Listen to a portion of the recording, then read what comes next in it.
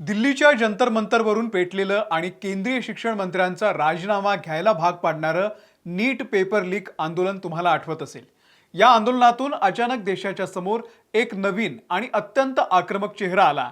नाव होतं अभिजीत दिपके आणि त्यांची कॉकरोच जनता पार्टी म्हणजे सीजेपी। अवघ्या काही दिवसात हे नाव देशातल्या घराघरात पोहोचलं। पण आता याच अभिजीत दिपके आणि सीजेपीवरती अत्यंत गंभीर प्रश्न उपस्थित केले जात आहेत। एकीकडे दिपके घोषणा करतायत की जंतर मंतरचा सीझन 2 लवकरच येतोय आणि 15 ऑगस्ट पासून स्कूल ठीक करो मोहीम राबवली जाते। पण दुसरीकडे झारखंडमध्ये गेल्या 15-20 दिवसांपासून जेपीएससी आणि जेएसएससी पेपर लीकच्या विरोधात हजारो विद्यार्थी रस्त्यावरती उतरलेले आहेत। त्यांच्यावर लाठीचार्ज होतोय, विद्यार्थी उपोषणाला बसलेले आहेत। तरी सुद्धा अभिजीत दिपके आणि सीजेपीचा एकही नेता प्रत्यक्ष तिथे का गेला नाही। दिपके आजारी असल्याचं सांगतात, फोनवरून संपर्कात असल्याचं सांगतात। पण मग दिल्लीमध्ये पंतप्रधान आणि गृहमंत्र्यांच्या राजीनाम्याची मागणी करणारे दिपके झारखंडच्या घटनेवरती शांत का, हाही प्रश्न पडतोय। अभिजीत दिपके हे खरंच देशातल्या सर्व विद्यार्थ्यांचे नेते आहेत की ते फक्त विरोधी पक्षांचा अजेंडा चालवणारे मोहरे आहेत? सोशल मीडिया अल्गोरिदम पासून ते प्रत्यक्ष जमिनीवरच्या राजकारणापर्यंत काय आहे यामागचं पूर्ण सत्य? चला अगदी सोप्या भाषेमध्ये आणि सविस्तर समजून घेऊयात या व्हिडिओमधून। नमस्कार, मी अमोल किन्होळकर, आपण पाहत आहात महाराष्ट्र टाइम्स ऑन। अगदी महिनाभरापूर्वी दिल्लीतल्या जंतर मंतरवरती एक अभूतपूर्व आंदोलन उभं राहिलं। नीटच्या पेपर लीकच्या विरोधात हजारो विद्यार्थी रस्त्यावरती आले। 36 दिवस चाललेल्या या आंदोलनाचे प्रमुख चेहरे होते अभिजीत दिपके आणि त्यांची कॉकरोच जनता पार्टी। या आंदोलनाची ताकद एवढी प्रचंड होती की अखेर केंद्रीय शिक्षण मंत्री धर्मेंद्र प्रधान यांना आपल्या पदाचा राजीनामा द्यावा लागला। या एका घटनेनं अभिजीत दिपके यांना एका रात्रीमध्ये देशातल्या तरुण चळवळीचा सर्वात मोठा चेहरा बनवून टाकला। चला, देशातल्या तरुणांना त्यांचे प्रश्न पोट तिडकीनं मांडण्यासाठी एक निष्पक्ष बिगर राजकीय प्लॅटफॉर्म मिळाला असं सगळ्यांना वाटू लागलं। पण राजकारणामध्ये आणि सार्वजनिक आयुष्यामध्ये जितक्या वेगानं लोक डोक्यावरती घेतात तितक्याच वेगानं तुमच्या भूमिकेवरती प्रश्नही उपस्थित व्हायला सुरुवात होते। आणि नेमका हाच संशय आता अभिजीत दिपके यांच्या संदर्भात निर्माण झालेला आहे। तुम्ही विचार कराल की असं अचानक काय घडलं, तर त्याचं कारण आहे झारखंड। दिल्लीतील नीट आंदोलनानंतर लगेचच झारखंडमध्ये जेपीएससी आणि जेएसएससी परीक्षांमधला पेपर लीक आणि गैरव्यवहाराच्या विरोधामध्ये हजारो विद्यार्थी रस्त्यावरती उतरले। 25 जुलैपासून हे आंदोलन सुरू झालं। तिथे देवेंद्रनाथ महतो हे तरुण विद्यार्थी नेते 2 ऑगस्ट पासून आमरण उपोषणाला बसलेले आहेत। विद्यार्थ्यांवरती पोलिसांनी भीषण लाठीचार्ज केला, पाण्याचा मारा केला। आता तुम्हीच विचार करा, देशातल्या विद्यार्थ्यांचा एवढा मोठा लढा सध्या झारखंडमध्ये सुरू असताना विद्यार्थ्यांचं नेतृत्व करणारी सीजेपी आणि अभिजीत दिपके कुठे आहेत? ते झारखंडला का गेले नाहीत? ऑगस्टच्या पहिल्या आठवड्यामध्ये जेव्हा दिपके यांना हा प्रश्न विचारण्यात आला तेव्हा ते म्हणाले, आम्ही झारखंडच्या विद्यार्थ्यांच्या सोबत आहोत। मी महतो यांच्याशी फोनवरून बोलतोय आणि मी लवकरच रांचीला जाईन। पण आज इतके दिवस उलटून गेले तरी दिपके किंवा त्यांच्या सीजेपीची कोणतीही प्रमुख व्यक्ती झारखंडला पोहोचलेली नाहीये। आणि यावरती जेव्हा सोशल मीडियावरती टीका सुरू झाली तेव्हा दिपके यांनी एक अतिशय विचित्र तर्क दिला। ते म्हणाले, आम्हाला झारखंडच्या विद्यार्थ्यांचं आंदोलन हायजॅक करायचं नाहीये। या आंदोलनाचं श्रेय सीजेपीकडे जाऊ नये म्हणून आम्ही तिथे जात नाही आहोत।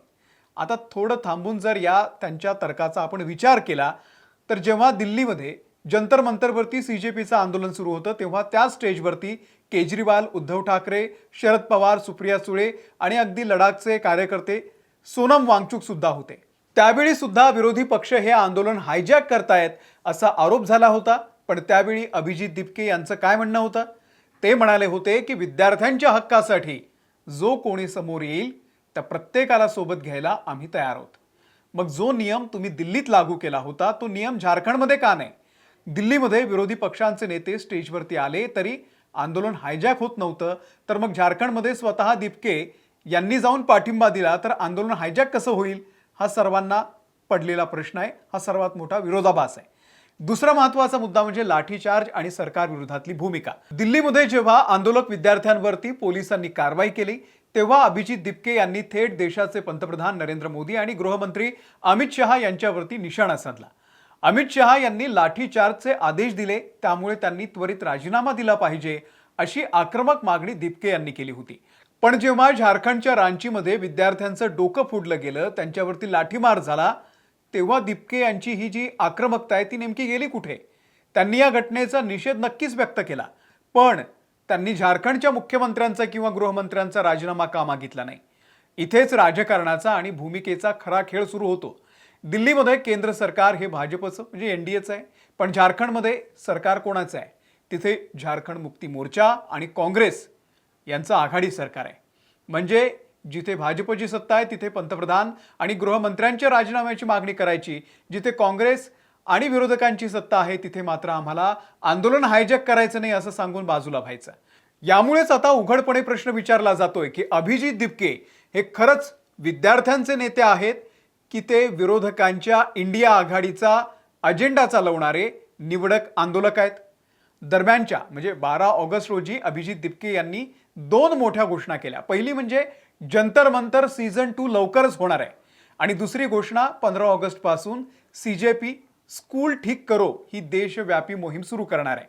या मोहिमेच्या अंतर्गत ग्रामीण भागातल्या सरकारी शाळांची दुरवस्था सुधारण्यासाठी काम केलं जाणार आहे असं दिपके यांनी सांगितलेलं आहे आणि ते स्वतः महाराष्ट्रातील मराठवाड्यातील हिंगोली या त्यांच्या मूळ गावातून या मोहिमेची सुरुवात करणार आहेत.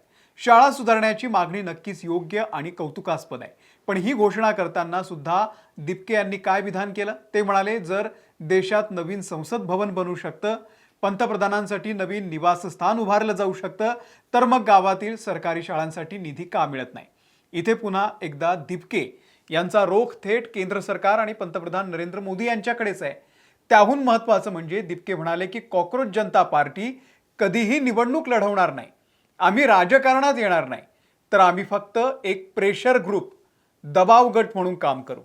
हा प्रकार अत्यंत बारकाईनं समजून घेण्यासारखा आहे. जेव्हा एखादी संघटना किंवा व्यक्ती म्हणते की आम्ही निवडणूक लढणार नाही, फक्त सरकारवरती दबाव आणू, तेव्हा तो दबाव कोणावरती येतो? साहजिकच तो जो पक्ष सत्तेत असतो त्याच्यावरती दबाव येतो. महाराष्ट्रात मनोज जरांगे पाटील यांचं आंदोलन आठवून पहा. जरांगे यांनी मराठा आंदोलनाच्या माध्यमामधून राज्यातील सत्ताधारी महायुती सरकारवरती सतत दबाव आणला. त्यांनी स्वतः निवडणूक लढवली नाही, पण त्याचा थेट राजकीय फायदा 2024च्या लोकसभा निवडणुकीमध्ये विरोधी पक्षांना म्हणजे महाविकास आघाडीला झाला. तंतोतंत तीच रणनीती आता अभिजित दिपके आणि सीजेपी वापरताना दिसतीये. दिपके सातत्यानं फक्त केंद्र सरकार आणि भाजप शासित राज्यांमधल्या त्रुटींवरती बोट ठेवणार असतील आणि काँग्रेस किंवा जेएमएमच्या राज्यातील भ्रष्टाचारावरती म्हणजे झारखंडवरती मवाळ भूमिका घेणार असतील, तर त्यांचा थेट राजकीय फायदा विरोधकांच्या इंडिया आघाडीलाच होणार आहे, हे उघड आहे. शेवटी मुद्दा हाच येतो की विद्यार्थ्यांचे प्रश्न हे राजकीय पक्षाची सीमा पाहून ठरत नसतात. पेपर लीक भाजप शासित राज्यामध्ये झाला तरी विद्यार्थ्यांचं आयुष्य उद्ध्वस्त होतं आणि काँग्रेस किंवा इतर पक्षांच्या राज्यात झाला तरी सुद्धा नुकसान विद्यार्थ्यांचंच होत आहे. जर अभिजित दिपके हे खरोखरच देशातील तरुण पिढीचे निष्पक्ष नेते असतील, तर त्यांना नीटच्या विद्यार्थ्यांसाठी जेवढी तळमळ वाटली तितकीच तळमळ झारखंडच्या जेपीएससी जेएसएससीच्या विद्यार्थ्यांसाठी वाटायला हवी होती. दिल्लीतल्या लाठीचार्जवरती जितका संताप त्यांनी व्यक्त केला तितकाच संताप रांचीमधल्या लाठीचार्जवरही दिसायला हवा होता. पण दुर्दैवानं झारखंडच्या बाबतीमध्ये दिपके यांची दिसलेली माघार, सोशल मीडिया अल्गोरिदमचा खेळ आणि सीजेपीचं राजकीय टायमिंग या सगळ्यामुळे आज देशातला सामान्य नागरिक आणि विद्यार्थी साशंक आहे. तुम्हाला या सगळ्याबद्दल काय वाटतंय? अभिजित दिपके खरोखरच विद्यार्थ्यांच्या हक्कासाठी लढणारे निष्पक्ष नेते आहेत की ते एका विशिष्ट राजकीय अजेंड्यासाठी काम करतायत आणि झारखंडच्या आंदोलनाबाबत त्यांनी घेतलेली भूमिका तुम्हाला योग्य वाटते का? तुमचं मत खाली कमेंट बॉक्समध्ये नक्की लिहा. अशाच नवनवीन आणि सखोल राजकीय विश्लेषणासाठी महाराष्ट्र टाइम्स ऑनलाईन या आमच्या यूट्यूब चॅनलला तुम्ही सबस्क्राईब करा. फेसबुकवरती आणि इंस्टाग्रामवरती आहोत, तिथे आम्हाला फॉलो करा. धन्यवाद.